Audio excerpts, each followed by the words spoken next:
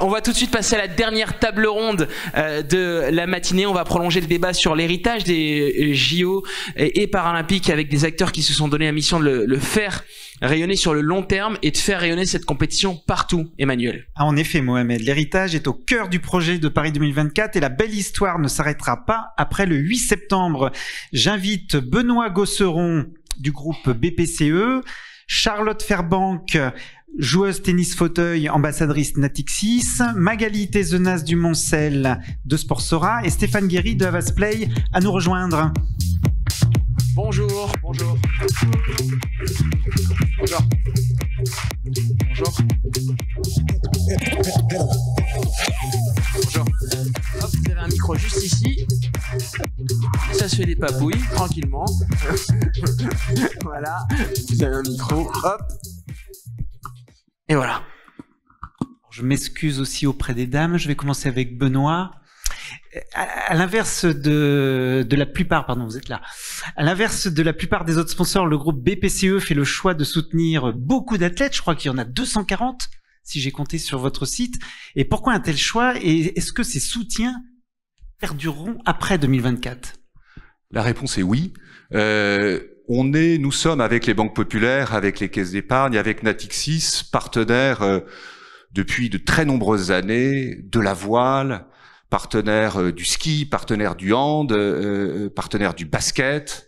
Et ce partenariat, on a souhaité le faire perdurer et le développer et l'amplifier en soutenant en effet un très grand nombre d'athlètes. Ça change tous les jours. On est aujourd'hui à peu près 250 athlètes qui sont soutenus individuellement, avec une particularité, c'est qu'avec l'ensemble de nos entreprises, Banque Populaire, Caisse d'Épargne, Natixis, on a souhaité soutenir des athlètes comme Charlotte qui est là, en proximité, sur le terrain, dans tous les territoires. Et ce partenariat et ces partenariats avec nos athlètes poursuivent un double objectif. D'abord, c'est accompagner matériellement les athlètes, et c'est un besoin absolument majeur. Et donc, on les soutient, notamment via la Fondation du Sport. La moitié des athlètes que nous soutenons individuellement le sont à travers le pacte de performance, qui est un dispositif de la Fondation du Sport. Et puis, au-delà de ce soutien matériel, il y a aussi un accompagnement qui se fait pour préparer dès à présent, pour les athlètes, leur reconversion, la suite, l'après, et leur donner toutes les conditions possibles de la réussite. Mais je pense que tu y reviendras tout à l'heure. Oui, Charlotte, mais on va tout de suite en parler. Vous êtes donc soutenue par le groupe et vous êtes ambassadrice de Natixis. Comment s'est fait ce choix? Comment ça s'est passé, cette rencontre? Alors oui, je suis soutenue par Natixis depuis 2019. Alors initialement, moi, c'était juste une candidature spontanée. Je me disais qu'on avait plus ou moins les mêmes valeurs. J'avais vu que Natixis, enfin le groupe, était partenaire premium des Jeux depuis 2018. Et voilà, donc j'ai postulé, j'ai fait quelques entretiens et le sponsoring, enfin la collab s'est fait plus ou moins naturellement. Et comme Benoît le disait, enfin c'est un soutien qui est financier, certes. Il m'aide énormément pour financer. Moi, je voyage une semaine sur deux, environ 6 mois de l'année. Et demain, tu pars en Corée. En Corée et Japon.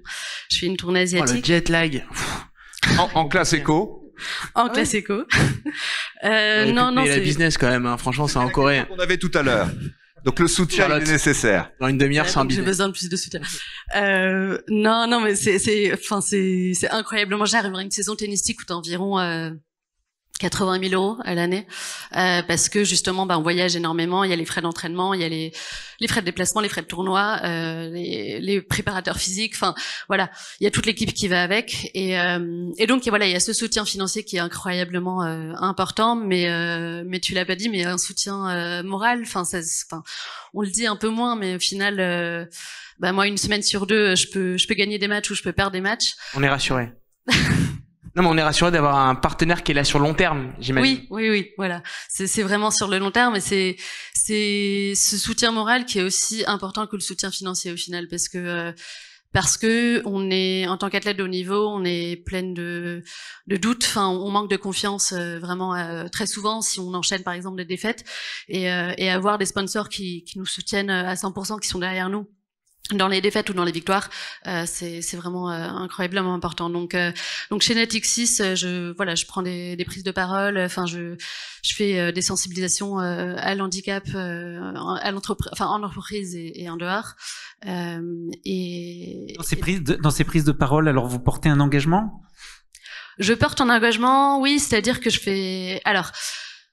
je représente, alors avec BPCE, un collectif d'athlètes. Comme Benoît le disait, il y a plus de 240 athlètes qui sont soutenus par le groupe, et donc le sport évidemment est primordial là-dedans pour essayer de le mettre en avant.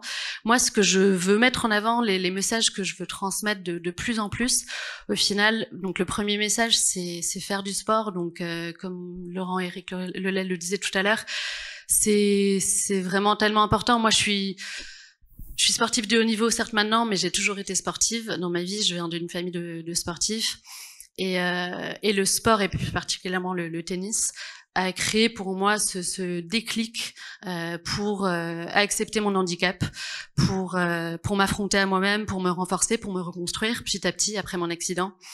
Et comme le disait Laurent-Éric, enfin c'est un véritable allié pour la santé physique, mais aussi mentale. Et donc c'est un des messages que je fais passer. Le deuxième message, c'est vraiment notamment la sensibilisation à l'handicap. Je voudrais une normalisation, une banalisation en quelque sorte du terme, du mot handicap, et enlever tous les stéréotypes et le tabou qui va avec le sujet.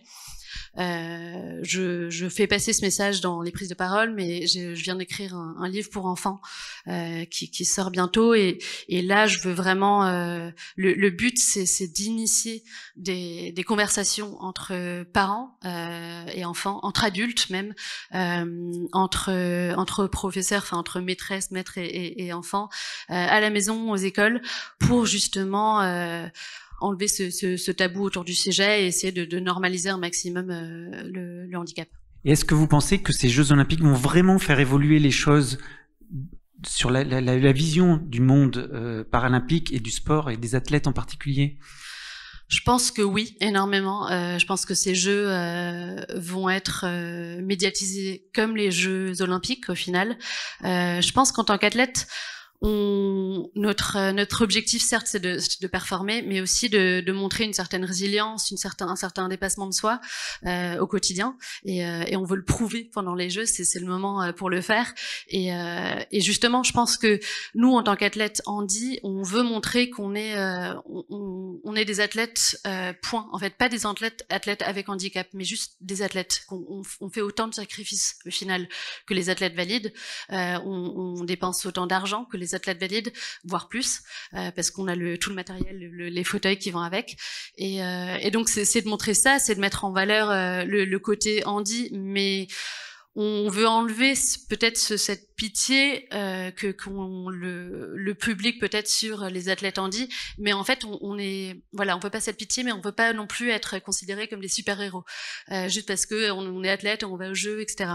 Et donc oui, je pense qu'il y aura un énorme changement. Je pense que après les Jeux, oui, il y aura plus de médiatisation. Je pense que en termes d'infrastructures sportives, il y aura une meilleure, les athlètes handi, les personnes en situation de handicap seront accueillies beaucoup mieux parce que il y aura plus d'accessibilité dans les infrastructures. Et moi, vraiment l'enjeu, l'héritage que je veux avoir, c'est cette démocratisation, démocratisation de l'accès à la pratique sportive pour les personnes en situation de handicap. Voilà. Benoît, les Jeux Olympiques, ça va pas s'arrêter pour vous le 8 septembre. Comment vous allez capitaliser sur votre partenariat? Comment vous allez faire en sorte pour devenir durablement un acteur du sport? Notre ambition, c'est de devenir tout simplement la banque du sport en France. C'est une histoire longue, c'est une histoire de fidélité auprès de très nombreux athlètes, on l'a dit. D'abord, être la banque du sport, c'est être la banque des sportifs de haut niveau. Et oui, on continuera avec nos banques populaires, avec les caisses d'épargne, avec Natixis, avec l'ensemble des entreprises du groupe, à soutenir les athlètes. Et ce collectif de 250 athlètes, il ne va pas prendre fin le 9 septembre 2024. Et nous, l'héritage, c'est d'abord ça, c'est de faire en sorte d'avoir un engagement durable auprès des athlètes de haut niveau. Et puis ensuite, c'est de contribuer à un objectif que nous partageons tous ici, qui est de rendre notre pays, ça a été évoqué dans la table ronde précédente, un pays plus sportif, des territoires plus sportifs, plus en mouvement. Et nous avons la conviction qu'un groupe bancaire comme le nôtre, qui rend possible des projets de vie, peut contribuer à son échelle à rendre notre pays plus sportif. Ça veut dire que oui, on continuera à être un acteur de référence des infrastructures sportives. Nous sommes déjà le premier financeur des infrastructures sportives.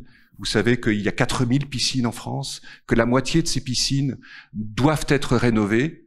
Ça peut paraître un détail, mais c'est absolument majeur dans les territoires. Quand on sait qu'un enfant sur 2 qui rentre en 6e en Seine-Saint-Denis ne sait pas nager, c'est parce qu'il n'y a pas d'accès à une installation sportive. Donc oui, on va mettre le paquet sur les infrastructures sportives. On va mettre le paquet également pour faire en sorte que, et c'est un sujet qui peut être abordé, qui est de faire en sorte d'être une entreprise plus active et sportive. Il n'y a pas suffisamment de sport à l'école, ça a été dit tout à l'heure, mais pour être une grande nation sportive, il faut aussi remporter le combat de la lutte contre la sédentarité en entreprise, quand on sait que, je pense qu'à peu près chacun d'entre nous ici passe 12 heures par jour assis. Le combat contre la sédentarité, il commence évidemment à l'école, il se fait dans les clubs, il se fait avec les athlètes, il se fait avec des rôles modèles, il se fait aussi dans les entreprises, et on va faire en sorte de mobiliser à travers tout un tas d'actions nos salariés, nos 100 000 collaborateurs en France comme dans le monde, pour être plus actifs, plus sportifs. C'est bon pour évidemment chacun de nos collaborateurs, et puis c'est bon aussi pour la productivité et la performance de nos entreprises. Donc l'héritage pour nous, c'est d'être effectivement un acteur de référence de l'économie du sport, parce que nous sommes convaincus que non seulement ça change un peu la vie, mais que c'est aussi une industrie majeure. On en parlait tout à l'heure. Le sport en France, ce sont aussi des chiffres. C'est 2,6% du produit intérieur brut. C'est 71 milliards d'euros de chiffre d'affaires. Et Magali, tu connais ça par cœur. C'est près de 450 000 emplois. Pour être une grande nation sportive, c'est aussi reconnaître le fait que le sport est une industrie absolument majeure. Et donc oui, à la mesure de nos moyens, en tant que banquier qui rend possible tout un tas de projets, on sera à ce rendez-vous-là pour faire en sorte que nous soyons une nation plus sportive bien au-delà des Jeux de 2024. Stéphane, projetons-nous maintenant dans moins de 6 mois. Nous sommes le lundi 9 septembre, les Jeux sont finis. Sur quoi les marques sponsors peuvent-elles encore communiquer, faire des activations ? Alors, le 9, je pense que les sponsors vont encore célébrer, remercier les athlètes. Mais vous avez raison, je pense que ça va très vite retomber. On aura, Mohamed l'a quand même dit, je pense qu'il faut le redire un peu plus parce que les chiffres nous plombent un peu là, que l'on a vu dans l'étude. On va vivre un moment magique, un moment festif, tu l'as dit, un moment exceptionnel. On va quand même un peu en profiter et célébrer. Donc, je pense que les marques sponsors vont remercier, féliciter leurs athlètes. Les médias vont aussi servir à cela. On va pouvoir les utiliser pour le clamer haut et fort. Mais vous avez raison, ça va retomber très, très, très vite. Après une compétition, généralement, on passe très vite. Les Français vont très vite passer à autre chose. Le CIO va s'effacer, le COJO va disparaître. Il restera finalement les marques sponsors avec encore des droits, quand même, à activer. Donc, ils vont, chacun, suivant ce qu'ils ont apporté pendant cette période de montée en puissance des Jeux, se poser la question de leur héritage. Est-ce qu'ils accompagnent encore la pratique du sport, plutôt des installations, des infrastructures, parfois plus à Paris, d'autres plus en local, dans les territoires, pour aider aussi le sport amateur. Donc ils vont regarder ce qu'ils ont fait pendant ces Jeux, ce qu'ils ont appris aussi, ce qu'ils ont fait d'exceptionnel, là où ils ont pu mettre leur savoir-faire au service du sport. Et je pense que pour beaucoup, ils vont vouloir le prolonger encore longtemps, qu'il y ait encore des droits JO ou pas d'ailleurs. Et est-ce que vous voyez aussi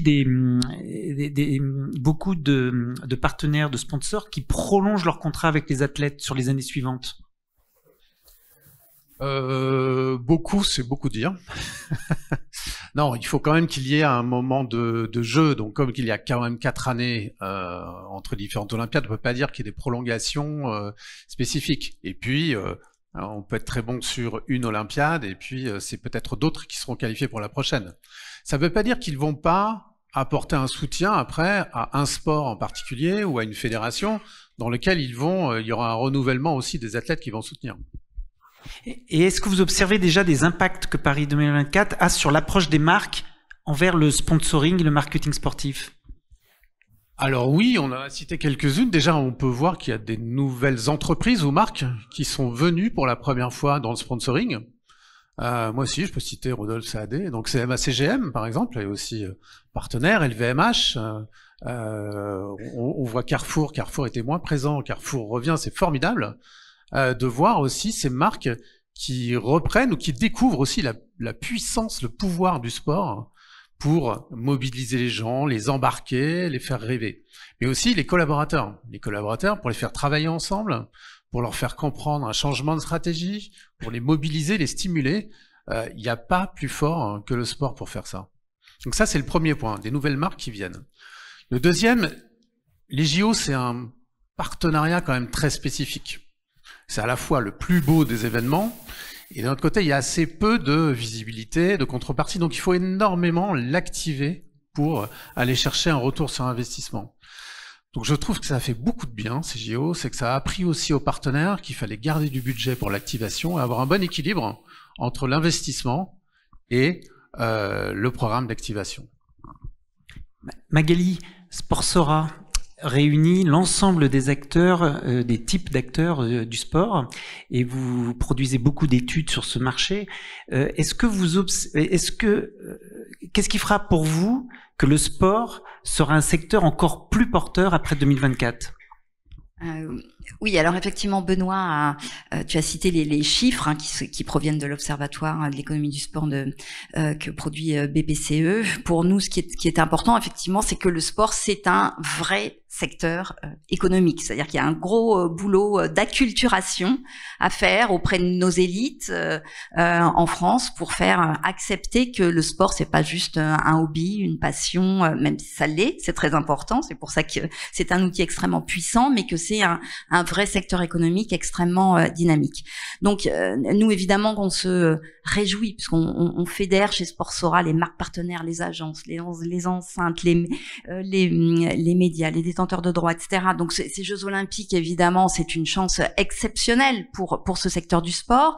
Les chiffres, en général, les courbes économiques du secteur du sport, on le voit toujours, prennent un boost. Il y a un pic au moment des très grands événements sportifs, des Jeux Olympiques, des coupes du monde de foot en particulier. On a eu la chance aussi d'avoir la coupe du monde de rugby. C'est pour ça que c'est un secteur qui est très économique, parce qu'il est drivé en fait par ces événements permanents. Donc les Jeux, c'est une chance extraordinaire pour notre pays de façon générale et pour le secteur du sport, à certaines conditions. C'est-à-dire que si on veut que effectivement ce soit un vrai tremplin pour ce secteur-là, il y a des bases qu'il faut solidifier. Voilà. Et donc nous on a réfléchi chez Sportsora en disant quels sont les sujets qui sont importants, qu'il faut aller vraiment travailler si on veut vraiment qu'il y ait un héritage aussi pour ce secteur de l'économie du sport. Donc on a identifié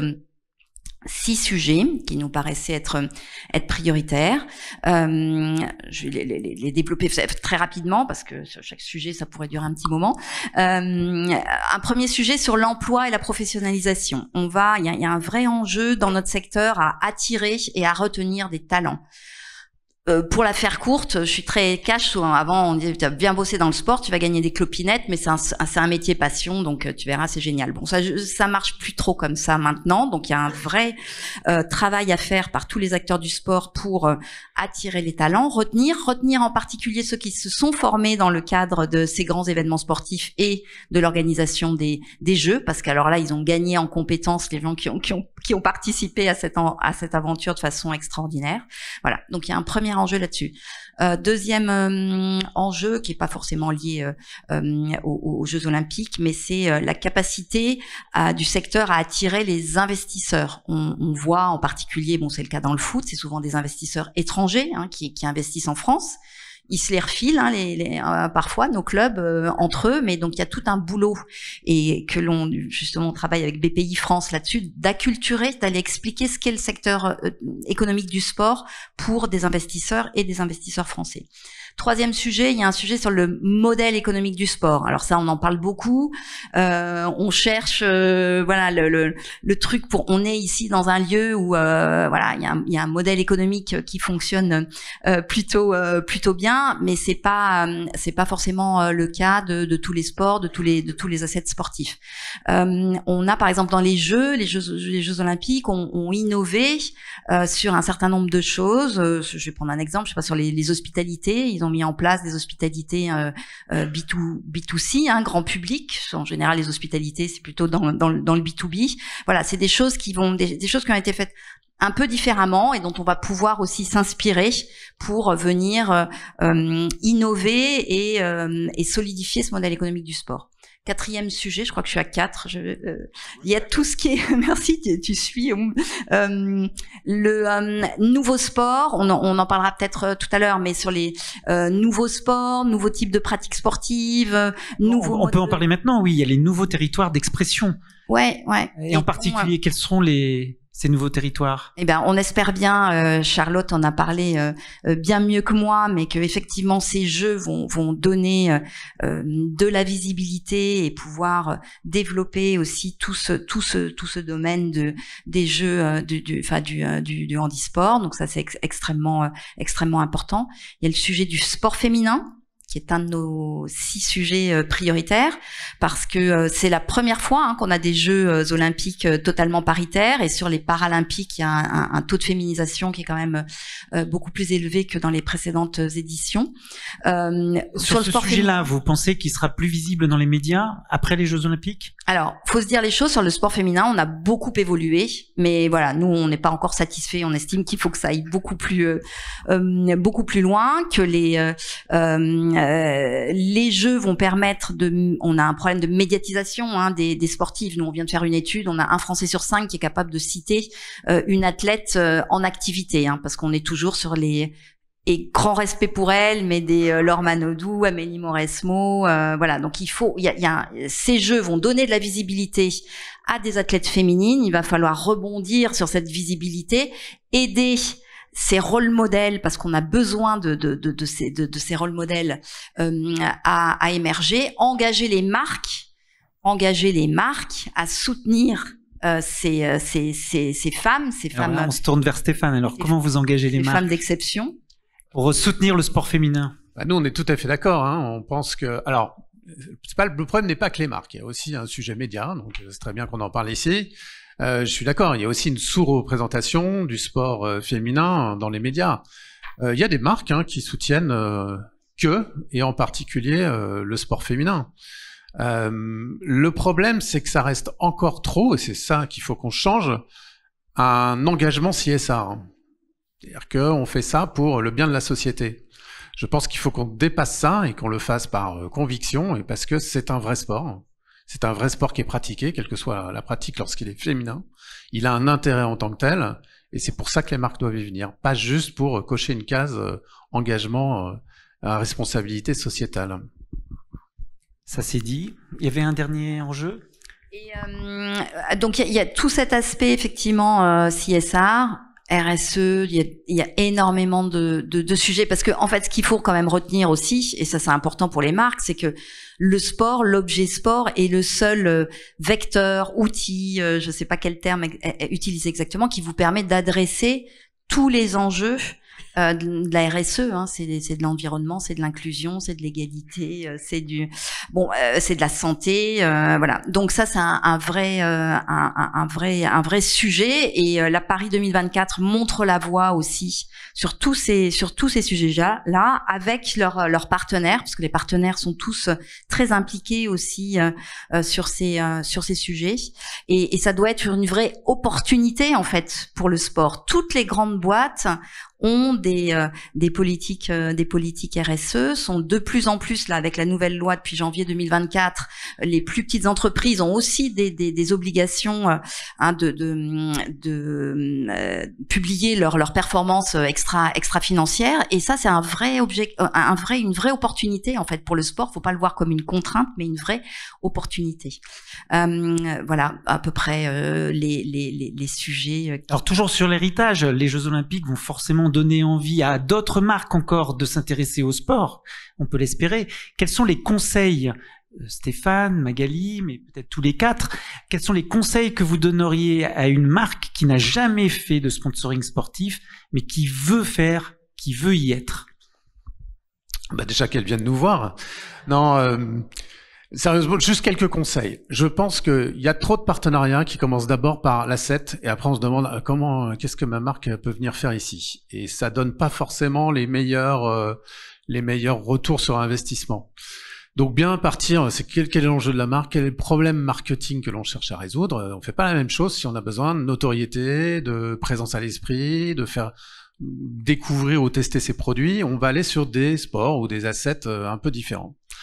Ça, c'est le premier point. Le deuxième, c'est que je vais peut-être combattre une idée reçue, et peut-être à l'encontre de mon premier conseil, mais il faut quand même écouter aussi le goût, la passion des dirigeants. Parce que ces dirigeants, je pense qu'on le voit là, ils vont y passer leur soirée, ils vont y passer leur week-end, ils vont y passer une bonne partie de leur vie. Et donc, il faut quand même qu'ils y aillent avec un minimum d'enthousiasme. Tu peux ajouter les collaborateurs au-delà des dirigeants. Et j'allais exactement dire, il faut aussi que ça plaise aux équipes. Je suis tout à fait d'accord. Les collaborateurs, pour les embarquer, il faut aussi que ça leur plaise. Donc ça doit aussi faire partie des choix. Et on le dit pas assez, je pense. Parfois, au contraire, on dit non, il faut pas que je fasse rentrer ma passion là-dedans parce que j'ai un goût pour, en tant que dirigeant, en tant que dans les personnes qu'on interviewe. Mais au contraire, on va aussi nous les interviewer dans cette phase pour bien comprendre ce qu'ils ont dans les tripes. Et puis le dernier, j'aurais déjà parlé, c'est qu'il faut un bon équilibre entre l'investissement dans les droits et le budget pour l'activer. S'il y a juste des droits, ils n'en tireront pas un bénéfice.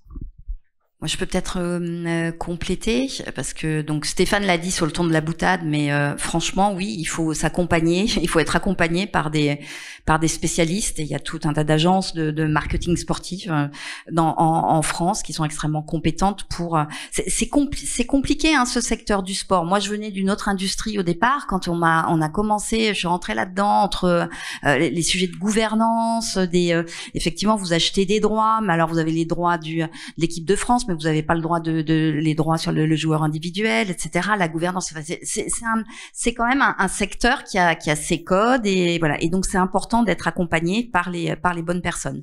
Deuxièmement, en plus de ce que tu as dit, je rajouterais la pérennité de l'investissement, c'est-à-dire qu'il faut être prêt à y aller sur la durée, c'est-à-dire que les marques qui sont là le savent très bien avant qu'on puisse, Coca-Cola, Banque Populaire, les caisses d'épargne, ça fait des années et des années qu'ils sont associés au sport, et pour associer sa marque à un sport, effectivement, ça se fait pas en un one shot et en 1 ou 2 ans. Donc il faut être prêt quand même à engager aussi les budgets sur la durée. Et puis oui, je reviendrai sur l'objectif, parce que il faut définir des objectifs très très précis pour pouvoir aussi évaluer. L'évaluation. Au début, moi, quand je suis arrivée dans le sponsoring sportif, je venais d'une industrie où derrière chaque euro investi, on mettait 3 KPI. On m'a dit, non, dans le sport, on peut pas évaluer. Je dis, on est bien mal barré si on peut pas évaluer. Donc, les choses ont bien changé.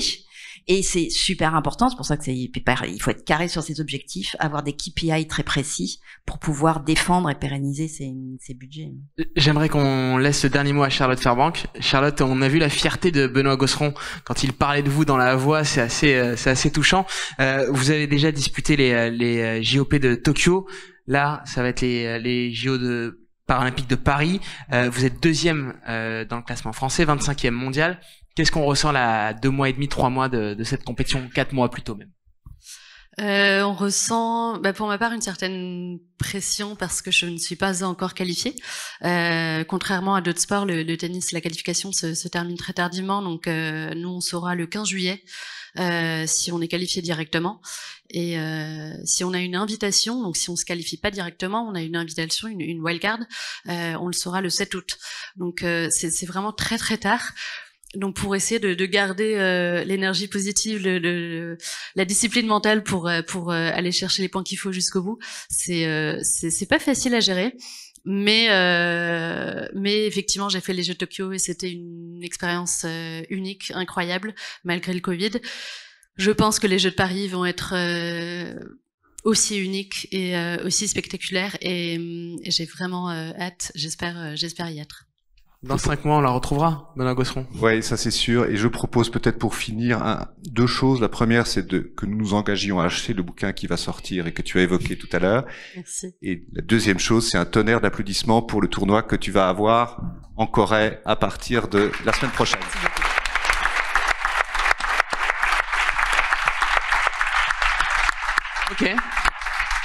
Ok, on l'a applaudi, mais elle part en business demain. C'est bon? Ça vous va? On pourrait, hein, mais on a 250 athlètes. Oui, mais ils sont pas là. Non. Donc ils avaient qu'à être là. Mais tu as raison. Voilà. Mais elle peut être surclassée. D'ailleurs, c'est un appel qu'on peut lancer à Air France. Ouais, voilà. Un plaisir. Merci à vous. Merci Benoît Gosseron. Merci beaucoup Stéphane Guéry. Merci Charlotte Fairbank. Merci à vous Magali Tézenas de Roncel. Merci à vous quatre d'avoir participé à cette table ronde.